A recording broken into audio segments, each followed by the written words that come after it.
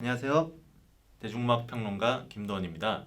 오늘은 강다니엘의 미니 앨범 옐로우 앨범 리뷰입니다. 강다니엘이 프로듀스 101 시즌 2 101으로 우리에게 첫 선을 보인 지도 어느덧 4년이 지났습니다.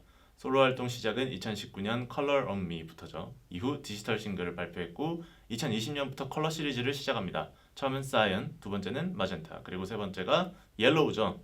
첫 앨범 사이언을 제외하면 의외로 강다니엘의 음악이 밝지는 않았습니다. 대체로 어두운 톤이 많았죠. 이건 아티스트 성향으로도 볼 수 있겠지만 더 큰 이유는 소속사와의 분쟁, 우울증, 공황장애 등 힘든 과거가 원인이라고 할 수 있겠습니다. 2019년부터 소속사와의 분쟁을 진행하면서 상태가 좋지 않았죠. 그리고 모 매체에서 열애설을 터뜨린 것도 치명적이었습니다. 여러 날조와 잘못된 사실이 퍼졌고 악성 댓글이 달리면서 아티스트가 심리적으로 불안을 호소할 수밖에 없었습니다. 물론 현재는 상당 부분 문제가 해결됐습니다. 활발하게 활동하고 있고요.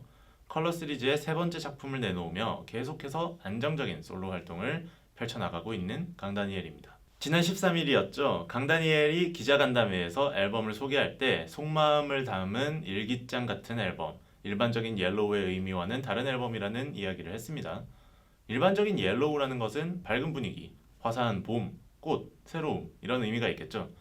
하지만 강다니엘이 의도한 옐로우에는 다른 뜻이 있다고 합니다. 경고, 위험, 불완전, 차가운 색이라는 주제를 담고 싶었다고 하네요. 총 5곡이 들어있는데 그 말처럼 전반적으로 테마 자체가 굉장히 어둡고 거칩니다. 컬러 시리즈 중에서도 가장 개인적인 작품이에요. 날이 선 곡들, 어둡고 외로운 주제입니다. 그럼에도 완전히 가라앉는 작품은 아닙니다. 이겨내겠다는 희망이 분명하고 새로운 시작을 해보겠다 이런 의지도 굉장히 강하죠. 강다니엘이 앨범 작업에 전체적으로 참여했고 특히 가사 부분에서 크레딧을 빠짐없이 올리고 있습니다. 대체로 외국 작곡가들의 곡을 많이 가져왔고요. 이 많이 보이는 이름은 앤서니 룰소네요. CIX, 엑소와도 함께한 아티스트고 강다니엘의 지난 앨범 마젠타에서도 많이 볼 수 있는 이름이었죠. 선공개 싱글은 Paranoia였고요. 타이틀곡은 Antidote입니다. 13일 공개한 후 2천만 조회수를 넘어섰네요. 벌써부터. 와, 대단합니다. 강다니엘의 음악 세계, 사실 이제 미니 앨범 3장을 냈기 때문에 음악적으로 시작하는 단계라고 볼 수 있겠습니다. 본격적으로 어떤 스타일을 추구하는지 이렇게 단정하기는 어려운데요. 하지만 마젠타에서부터 들어오는 이제 점이라면 해외 유행에 굉장히 민감하다. 우선 꼽을 수 있겠어요. 작년 그리고 올해까지 팝씬에서 굵직하게 성과를 올렸던 아티스트들, 스타일들을 가져와서 하나의 테마로 엮어내는 방식이 굉장히 귀에 들어왔습니다. 앨범 첫 곡인 디지토, 선명하죠. 이 곡을 설명할 때 위켄드의 Blinding Light 빼놓을 수 없을 겁니다.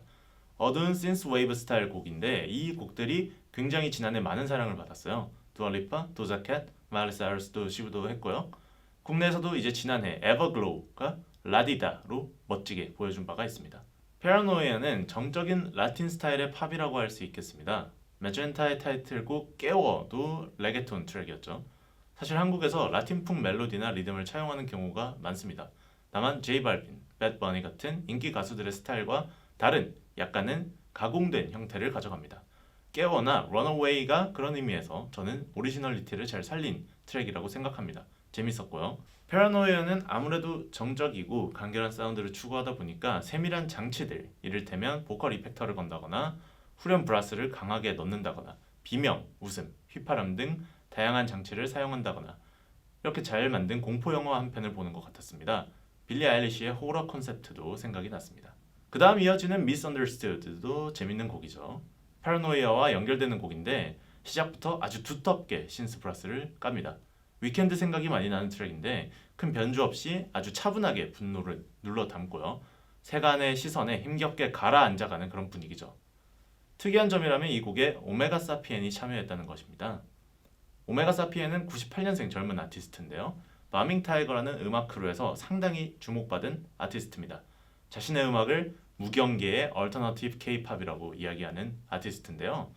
의도적으로 기존 작법을 많이 피해서 아주 독특한 비주류의 스타일을 활용하고 있습니다. 굉장히 복잡하게 박자를 타고 과격하게 랩을 하고 목소리를 변조하는 그런 아티스트라고 볼 수 있겠습니다. 사실 이 곡에서 오메가 사피엔에 대해 기대를 꽤 했는데요. 개인적으로는 약간 정말 피처링만 하고 랩만 하고 간 것 같아서 조금 아쉽긴 했어요. 반대로 마지막 곡인 Save You 같은 곡에서는 쇼미더머니 9으로 유명한 원슈타인이 피처링을 했습니다. 이 곡은 어둠 끝 희망가라는 테마와 아주 잘 어울린 것 같아요. 앨범 전체적으로도 강다니엘의 보컬과 퍼포먼스, 가장 잘 어울리는 옷을 입었다는 느낌이 들었습니다. 엔티도트를 보죠. 곡 시작할 때 나오는 기타 리프, 아리아나 그란데와 레이디 가가의 Rain on Me, 후렴 베이스 리프가 생각나는 소리였습니다. 저는 처음 이렇게 거칠게 출발해서 굉장히 기대를 많이 했어요. 제가 이런 사운드 좋아하거든요. 블랙베어나 포스트 말론 같은 느낌. 그 전까지 다소 움츠러들었다고 생각했던 보컬도 처음에 확실하게 강약을 조절을 했고요. 하지만 개인적으로 여기서 질주하는 느낌이 들어야 되는데, 그러니까 디지털 같은 빠른 템포를 기대했어요. 그런데 곡 자체가 천천히 진행이 됐습니다. BTS의 Fake Love가 생각나는 대목이기도 했어요. 그래서 전체적으로 종합을 해보면 곡의 완성도도 좋고 강다니엘도 주어진 바의 100% 역할을 잘 맡고 있습니다. 하지만 다 잘할 수 있을 것 같은데 아직까지는 여러 가지를 시험하는 단계인 것 같아요. 일단 레퍼런스가 많다는 거, 물론 나쁘지 않습니다. 해외 스타일을 잘 가져왔습니다. 하지만 이 곡이 강다니엘만의 무언가라고 보기에는 약간 쉽지 않았어요. 패러노이아에서 약간 애드립, 그리고 엔티도트에서의 보컬 등 강다니엘에게 집중할 수 있는 요소가 그렇게 많이 들리지는 않았습니다. 팬분들 외에 대중들이 이 음악을 들었을 때 위켄드, 레이디 가가, 제이 발빈 등 다른 아티스트를 생각할 수도 있다는 우려입니다. 하지만 옐로우가 나쁘지 않은 작품인 건 음악 외적인 요소들을 잘 규합한다는 거예요. 컬러 3부작으로 테마를 잘 묶었고요. 곡 하나하나가 하나의 앨범으로 굉장히 유기적이에요. 스토리라인도 정확하죠. 어두운 시간을 딛고 그 과정에서 힘들었던 감정을 고백한다. 그리고 나를 응원해주는 많은 사람들과 함께 다시 일어선다. 엔티도트 뮤직비디오에서도 드러나죠. 어둠 속에서 출발해서 마지막은 굉장히 밝은 빌딩 위에서 퍼포먼스를 펼칩니다. 아주 멋있어요. 심플하지만 효과적인 스토리텔링입니다.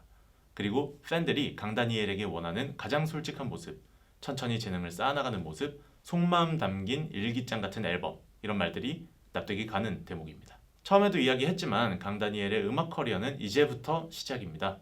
꾸준히 자신이 잘하는 모습을 보여주고 어떤 이야기를 들려줄지 고민하는 모습, 이 노력하는 모습만으로도 팬들은 강다니엘을 응원할 겁니다. 강다니엘의 옐로우, 저는 3점을 주겠습니다. 한 줄로 요약해보자면 어두웠던 과거, 날카로운 고백, 그리고 극복 정도로 할 수 있겠습니다. 감사합니다.